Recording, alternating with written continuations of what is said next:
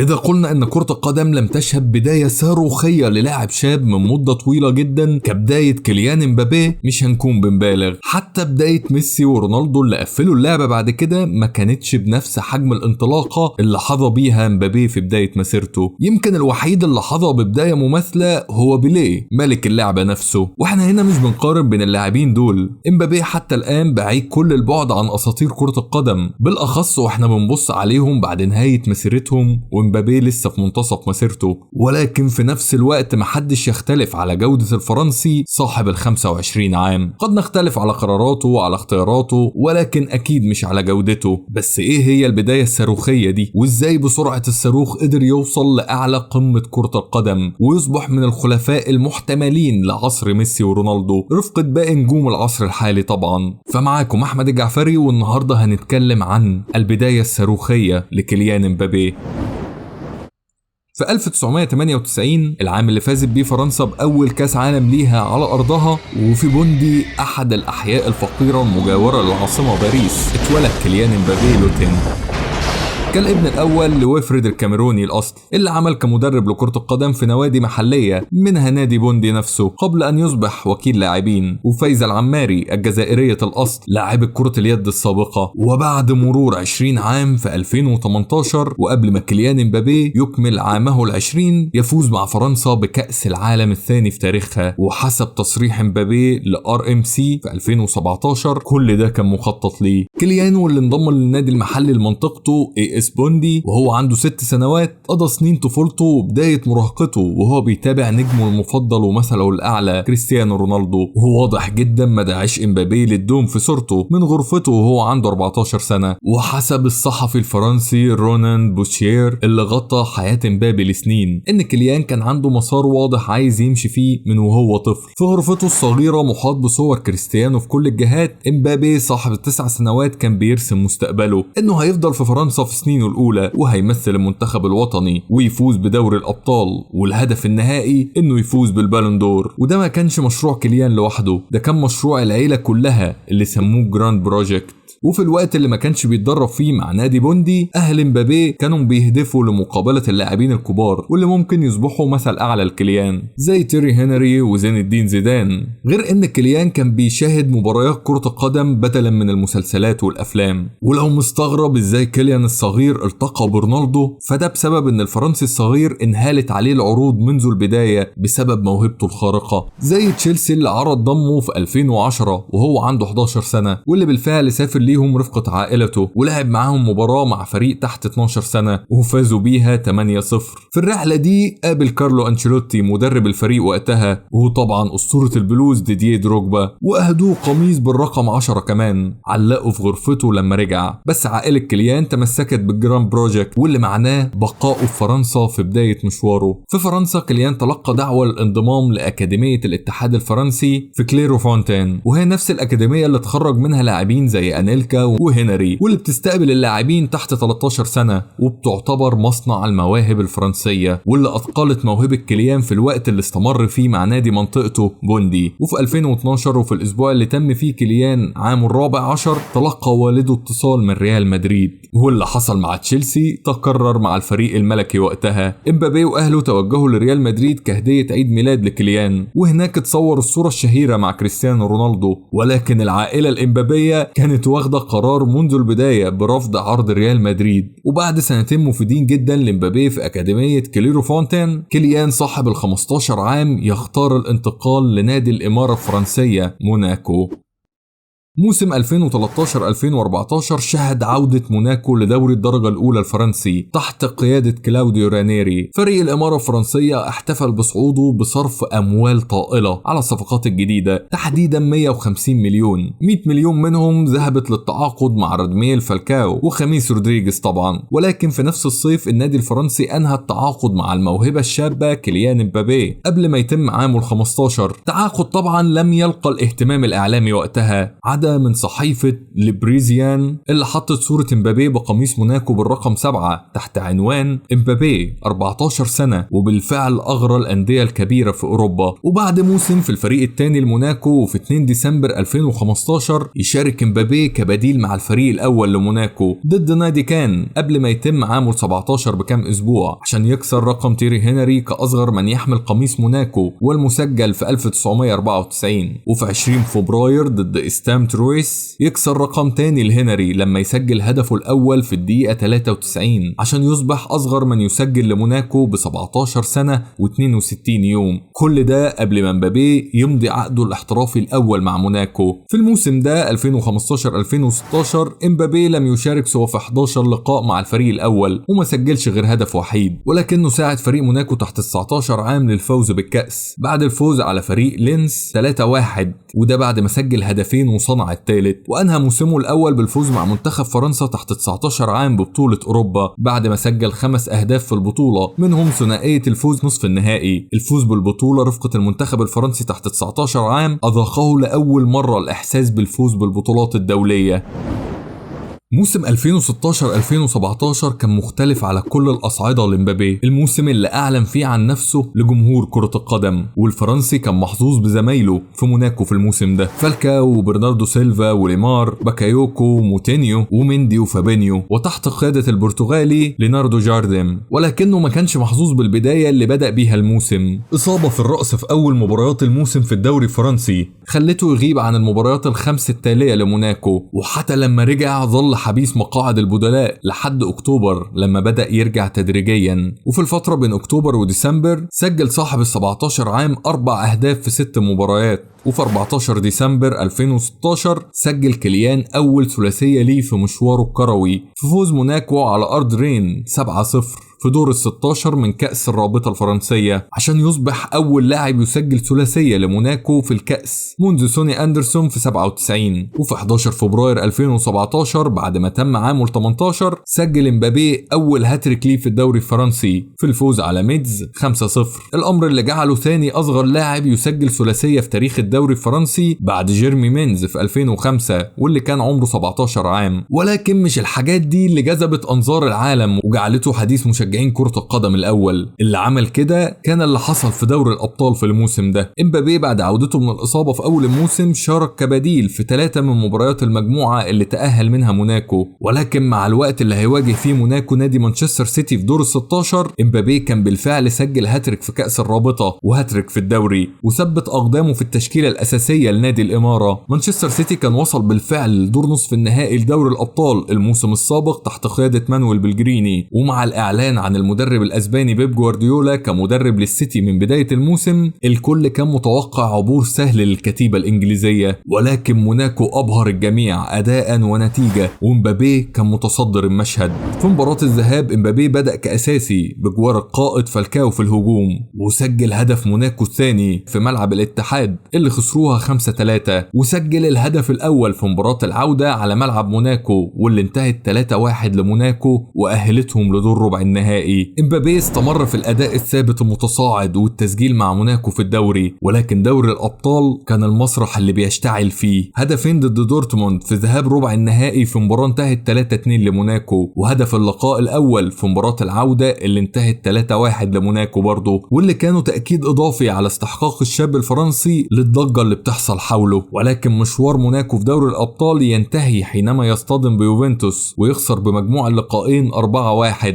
ومبابي يسجل الهدف الوحيد لموناكو في مرمى بوفون عشان يوصل لهدفه السادس في البطولة واللي كانوا كلهم في الأدوار الإقصائية. ورغم خروجهم من دوري الأبطال إلا أن الموسم أبى أن ينتهي بدون نهاية سعيدة لموناكو ولمبابي. موناكو رغم البداية المتذبذبة في الموسم إلا أنه من الأسبوع ال19 بدأ سلسلة من عدم الهزيمة في الدوري وحتى نهاية الموسم. 20 مباراة تعادل فيهم مرتين بس، ومرة منهم كانت مع باريس سان جيرمان حامل اللقب وبدون أي هزيمة، ومن الأسبوع ال20 تربعوا على رأس جدول الترتيب عشان يتوجوا في النهاية بلقب الدوري بعد إزاحة PSG حامل اللقب في آخر 4 نسخ واللي حلوا في المركز الثاني بفرق 8 نقاط عن المتصدر. ورغم بداية امبابي الصعبة في الموسم ده إلا أنه مع الوقت أصبح ركيزة أساسية. صاحب ال18 عام سجل 15 هدف وصنع 11 في 29 لقاء البقاء في الدوري، يعني ساهم بهدف كل 57.6 دقيقة لعبهم في الدوري، وإجمالي 26 هدف في 44 لقاء، وكان تاني هدافين الفريق في الدوري ودوري الأبطال وفي المجمل بعد قائد الفريق راداميل فالكاو اللي سجل 30 هدف. امبابي فاز بجائزة أفضل لاعب شاب في الدوري، وتم اختياره ضمن فريق الموسم في الدوري الفرنسي 2016-2017. بس الانطلاقة الصاروخية لكيليان امبابي لم تنتهي هنا، انت اكيد عارف يعني. صيف 2017 شهد صراع الأندية الأوروبية على كيليان امبابي، واللي أبرزهم طبعا كان ريال مدريد اللي حاول للمرة الثانية التعاقد مع الفرنسي، والمرة الأولى بعد ما أصبح من نجوم كرة القدم، بقيمة انتقال قد تصل ل 161 مليون يورو. ولكن امبابي قرر يرجع لمدينته الأم باريس. 180 مليون كانت القيمة الإجمالية للصفقة اللي تم تأجيلها. امبابي انتقل على سبيل الإعارة للبي اس جي مع أحقية الشراء، واللي طبعا النادي الفرنسي فعلها في نهاية الموسم ودفع 180 مليون لموناكو، ودي أكبر صفقة تتم بين ناديين فرنسيين عشان يصبح تاني أغلى لاعب في التاريخ بعد انتقال نيمار قبله مباشرة من برشلونة للبي اس جي ب 222 مليون. وكانت أول مرة لاعب فرنسي يرفض عرض من فرق القمة في أوروبا من أجل البقاء في فرنسا. امبابي واللي استلم جايزة الجولدن بوي عن عام 2017 سجل 21 هدف وصنع 16 في 44 لقاء بمعدل 84% مساهمة بهدف في المباراة. ده طبعا غير العرض المهاري اللي كان بيقدمه في كل مباراة لمشجعي باريس سان جيرمان، ساعد بيهم فريق العاصمة لاستعادة لقب الدوري الفرنسي، اللقب الثاني لمبابي مع فريقين مختلفين، غير فوزهم بكل البطولات المحلية كأس فرنسا وكأس الرابطة والسوبر الفرنسي. ولكن فريق العاصمة خرج في الأبطال من ريال مدريد حامل اللقب في آخر نسختين من دور ال16، قبل ما ريال مدريد يحصد اللقب الثالث على التوالي في نهاية الموسم. وبرغم الثنائية مع نيمار إلا أن مبابي خطف الأنظار وكان النجم الأول للبي اس جي من وقتها، بالأخص أن نيمار غاب نص الموسم تقريبا للإصابة. قبل كأس العالم 2018 وعلى أحد المباني المرتفعة في منطقة بوندي مسقط رأس مبابي علقت نايكي لوحة عملاقة تحمل وجه مبابي أمام العلم الفرنسي ومكتوب 98 كانت سنة رائعة لكرة القدم الفرنسية، ولد كيليان مبابي. ولوحة تانية ظلت معلقة لعدة أشهر بوجه كيليان أيضا ومكتوب بوندي مدينة الإمكانيات. شعور سيطر على سكان حي بوندي الفقير اللي أغلبه من المهاجرين أمثال عائلة مبابي إن كيليان بيمثلهم بشكل أو بآخر. في الحقيقة 18 من أصل 23 لاعب في قائمة المنتخب الفرنسي في كأس العالم كانوا من المهاجرين، 15 منهم مهاجرين من أفريقيا، 8 منهم كانوا أساسيين على رأسهم بوجبا وكانتي وطبعا مبابي. نعم أفريقيا فازت بكأس العالم زي ما قال تريفور نوا مقدم برنامج ذا ديلي شو قبل ما فرنسا تصور عليه وتقول إنهم مواطنين فرنسيين فخورين ببلدهم. بس ده مش موضوعنا النهاردة، موضوعنا اللي عمله مبابي في كأس العالم. رغم القوة الساحقة وفرق المستوى لعناصر منتخب فرنسا واللي حرفيا كان عندهم منتخبين غير القائمة اللي استدعاها ديشامب، إلا إن فرنسا واجهت صعوبات في بداية مشوارها في كأس العالم. ضربة جزاء وهدف سجله دفاع الخصم في نفسه تجهم المنتخب الفرنسي عشان يعدي عقبة أستراليا في المباراة الافتتاحية للديوك واللي انتهت 2-1. اللعب بخطة 4-3-3 بشكل هجومي ما كانش مناسب لديشامب والديوك الفرنسية، واللي فضل اللعب بشكل متحفظ دفاعيا بخطة 4-2-3-1 على الامتاع الهجومي مع وجود مبابي في الجناح الأيمن. وهدف مبابي في شباك بيرو بعد ما الكرة ارتدت من الدفاع ضمن ليهم النقاط ال6 والتأهل، وخلاه يصبح أصغر لاعب فرنسي يسجل في نهائيات كأس العالم. بضمان التأهل ديشامب أراح لاعبيه الأساسيين في المباراة الثالثة واللي كانت سلبية أداء ونتيجة أمام الدنمارك عشان تصعد فرنسا كمتصدر لمجموعتها. ستظل مواجهة الأرجنتين وفرنسا في دور ال16 من أهم مباريات كأس العالم 2018 إذا ما كانتش أهمهم، مش بس عشان النتيجة الكبيرة وال7 أهداف اللي تم تسجيلها أو المباراة الملحمية الدرامية والسيناريو المجنون، أو لأنها الجزء الأول لمعركة جزءها الثاني كان في نهائي لوسيل بين نفس الطرفين ونفس النجمين، ولكن كمان عشان دي المباراة اللي أكد فيها كيليان مرة أخرى وبشكل قاطع عن جودته. إذا قلنا أن الأرجنتين تم تمزيق دفاعها عن طريق انطلاقات امبابي مش هنكون بنبالغ. هجمة مرتدة عنترية صاروخية في الدقيقة ال11 من امبابي وحيدا وسط 5 من مدافعين الأرجنتين أجبرت ماركوس روخو على شد امبابي داخل المنطقة عشان يعلن الحكم عن ضربة جزاء لفرنسا واللي يسجلها جريزمان بنجاح. وقبل نهاية الشوط الأول دي ماريا يسجل التعادل للأرجنتين من تسديدة بعيدة المدى. ومع بداية الشوط الثاني ميركادو يحول تسديدة ميسي المقوسة لداخل المرمى لتخدع لوريس حارس فرنسا وتتقدم الأرجنتين 2-1. 10 دقايق بعدها بافاردي يسجل التعادل لفرنسا من تسديدة كرباجية من اللمسة الأولى ولا أروع، أجمل هدف في البطولة بالتأكيد. وهنا يجي دور امبابي مرة تانية. في الدقيقة 64 امبابي يسيطر على كرة مرتدة داخل منطقة الأرجنتين ويراوغ ناحية اليسار ويسددها بقوة بيسراه ويتقدم لفرنسا 3-2. وفي الدقيقة 68 جيرو يلعب أسيست لكيليان المنطلق بسرعة البرق واللي يحرز الهدف الرابع. لأول مرة يسجل لاعب تحت 20 سنة هدفين في مباراة في كأس العالم منذ بيليه في 58. وصناعة ميسي الهدف أجويرو في الدقيقة 93 لم تكن كافية من أجل بقاء منتخب الأرجنتين في البطولة. ويمكن المباراة دي هي اللي وضعت امبابي في المكان اللي كان فيها وقتها كأهم وأكبر موهبة في العالم. امبابي كان عنده 19 سنة بس. فرنسا تأهلت لنص النهائي بعد تغلبها على الأراجواي 2-0 وللنهائي بعد تغلبها على بلجيكا 1-0 برأسية أمتيتي. ورغم عدم تسجيله إلا أن امبابي كان أعلى لاعبي فرنسا تقييما من أوبتا في مباراة بلجيكا. وبشكل عام الأراجواي وبلجيكا ما سابوش لامبابي نفس المساحات اللي لقاها في مباراة الأرجنتين. وفي المباراة النهائية أمام كرواتيا امبابي سجل الهدف الرابع في فوز فرنسا 4-2 عشان يصبح أول لاعب شاب يسجل هدف في نهائي كأس العالم منذ بيليه. بيليه نفسه كتب على تويتر لامبابي أهلا بيك في النادي. امبابي بيبدأ كاريره كبطل لكأس العالم وما كانش مجرد لاعب في التشكيلة، لا ده كان واحد من أهم عناصرها. وكان هداف المنتخب الفرنسي رفقة زميله جريزمان ب4 أهداف، مع العلم ان 3 من أهداف جريزمان كانوا من ضربات جزاء. وكانوا في المركز الثاني رفقة 3 كمان بعد هاري كين في المركز الأول ب6 أهداف. وبالطبع تحصل على جائزة أفضل لاعب شاب في البطولة قبل ما يفوز بجائزة كوبا في حفل جوائز الفرنس فوتبول لأفضل لاعب شاب في 2018. ودي كانت البداية الأسطورية لكيليان امبابي. بعد الفوز بكأس العالم وأداؤه المذهل في البطولة كيليان الشاب كان أمام اختبار صعب ضد الشهرة والغرور. الشاب الفرنسي اللي صرح لمجلة تايم اللي نزلته على غلافها وعنونت مستقبل كرة القدم إن والدته دايما كانت بتزرع فيه التواضع وبتقول لي قبل ما تكون لاعب عظيم لازم تكون إنسان عظيم. وبيكمل بإن لقد تعلمت أن أكبر النجوم وأعظم اللاعبين هم الأكثر تواضعا والذين يحترمون الناس أكثر من غيرهم. وعلى الرغم من كده إلا إنه تم اختبار الفضائل دي في الموسم التالي لكأس العالم وفي لحظة فقد أعصابه ودفع خصمه، الأمر اللي اضطر الاتحاد الفرنسي لإيقافه 3 مباريات غير الأحداث اللي حصلت في موسم 2022-23 مع زمايله ومع الإدارة، واللي دفع والده للتدخل وإخبار كيليان بأن عليه أن يكون متواضعا. ولكن نفس كيليان تبرع بكل اللي كسبه في كأس العالم لجمعية خيرية تقوم بتعليم الرياضة للأطفال المرضى وأصحاب الحالات الخاصة. هو مبلغ تافه بالنسبة لي، كما صرح لا يغير حياتي بل يغير حياتهم.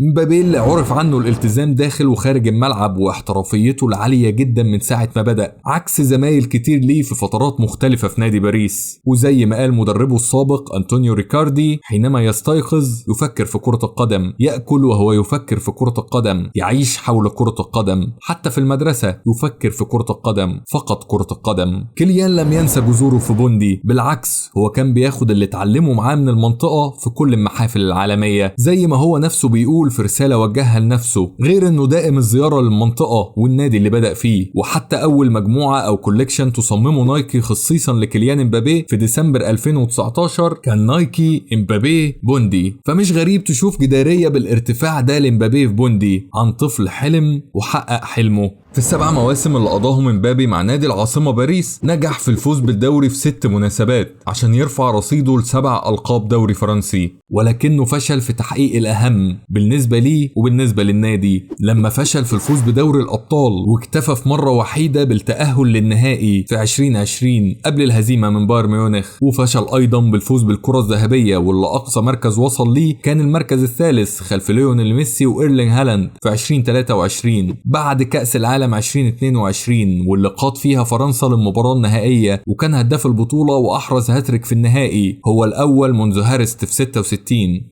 في ديسمبر 2020 كان أصغر لاعب يصل ل 20 هدف في دوري الأبطال لما سجل ثنائية ضد باسكس هير، الرقم اللي تم كسره لاحقا. البطولة اللي سجل فيها 48 هدف حتى الآن، واللي بيخلوه في المركز العاشر في ترتيب المسجلين عبر التاريخ. وفي الدوري الفرنسي اللي اختار البقاء فيه لمدة طويلة كان أصغر من يصل لل100 هدف في مارس 2021، وفي مارس 2023 أصبح هداف البي اس جي عبر التاريخ بعد ما تخطى ال200 هدف، واللي وصل معاهم ل 255 هدف في 305 مباراة. امبابي حاليا هو قائد المنتخب الفرنسي وثالث هدافيه ب 48 هدف قابلين للزيادة طبعا، وهو ثاني هدافين فرنسا في كأس العالم ب 12 هدف متساويا مع البرازيلي بيليه، وعلى بعد 4 أهداف فقط من الهداف التاريخي للبطولة الألماني كلوزا، وهو لا يزال بعمر 25 عام فقط. فاز مع فرنسا بكأس العالم 2018 زي ما وضحنا، وبدوري الأمم الأوروبية في 2021، ولكنه لم ينجح في الفوز باليورو حتى الآن.